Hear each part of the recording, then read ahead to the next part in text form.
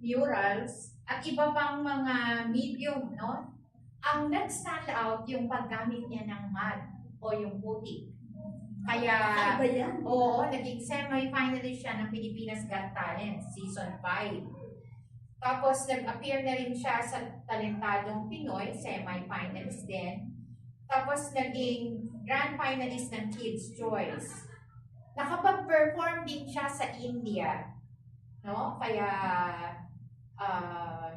ganun niya na naipakilala ang Pilipinas na meron pala tayong artist sa MUD, no? So, siya ay multi-awardee in his MUD art craft, being the 10th finest Filipino awardee ng Asia's World Class Filipino Awardee. So, siya ang Asia's first MUD visual artist, most outstanding, impressive, and extraordinary visual artist of Asia 2023. So, ito yung kanyang naging titulo talaga, Most Phenomenon MUD Artist of the Year 2023, Gintong Parangal. Kinagagalak kong ipakilala ngayong hapon si Percival Denulo. Siya po ang the first and only Asia's MUD shadow artist performer. Mamaya, magbibigay siya ng live demo paano ginagawa ang MUD artist, MUD painting niya. Ayan, welcome to the show, Percy. Ayan, so nasabi na kanina din kami, Riza, yung katamihan mo, di ba, na talagang nakaka-inspire sa lahat. So anyway, i-welcome po natin, isa po natin host. At saka guest, may guest din ako. At isa pang guest, ayan, Susan Camry Abdullahi. Ayan, come on down. Ay, sorry. Ayan, so ngayong araw po na ito, dahil kakaiba nga po ito, ako po kagabi, habang itinitis ko po sa aming Facebook page na Filipino Mirror, itong aming guest ngayong araw. Ako, ano yung MUD artist? Parang something new. So, kanina nga po, bago po kami pumasok dito, parang play ba yan?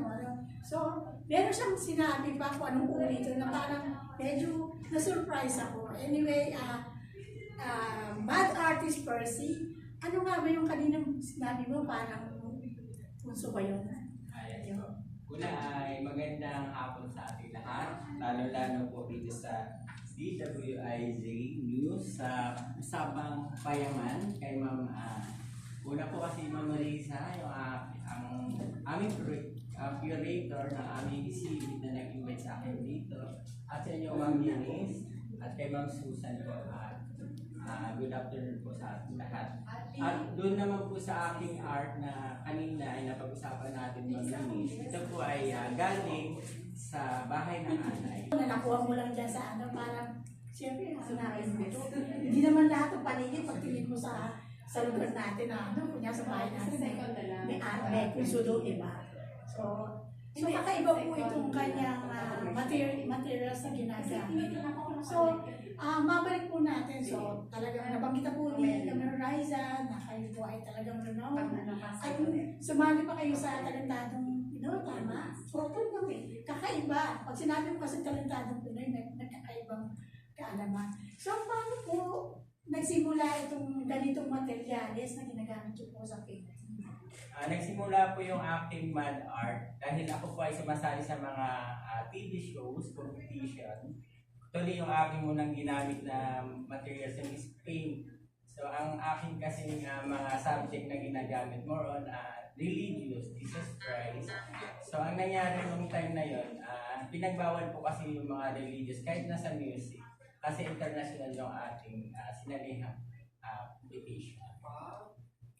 So, nangyari po, mayroon akong pinakitang video kasi hindi lang naman tayo nag-fake use natin yung pura. Nag-drawing din ako ng putik sa two-way mirror. So, mother and son yung pinakita ko. So, natuwa naman yung talent scout, sabi yan, maganda yan. So, doon nagsimula po yung aking MUD art. Ayan. At hindi lang yun, diba? Talagang nasa mundo na po ng sinig, ng art, ang ating guest po ngayon.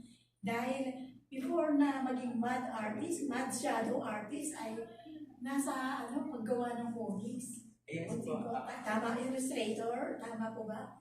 2006 po, nagbukas kasi si Carlo Caparas ng comics.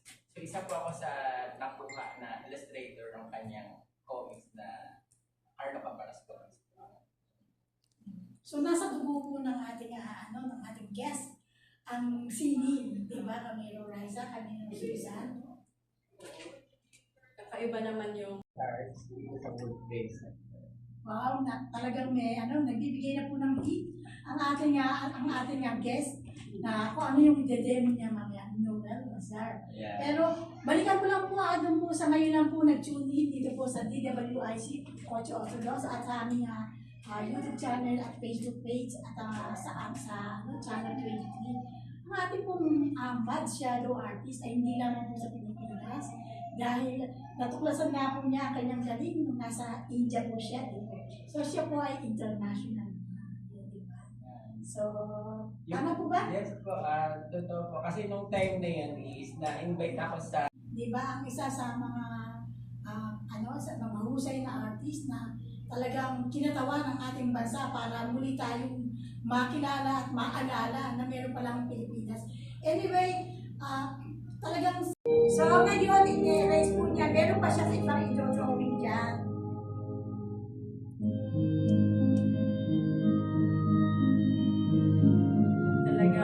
talagang bawat isa sa atin ay may talento.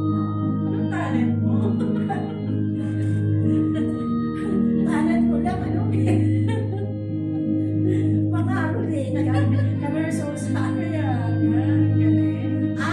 ito, naman to, ito na yung si Jesus Christ, yung bagong silang.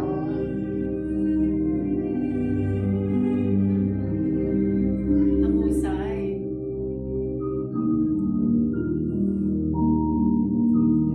Ayan. Ayan si Jesus Christ, di ba? Bagong silang, sapsap-sapan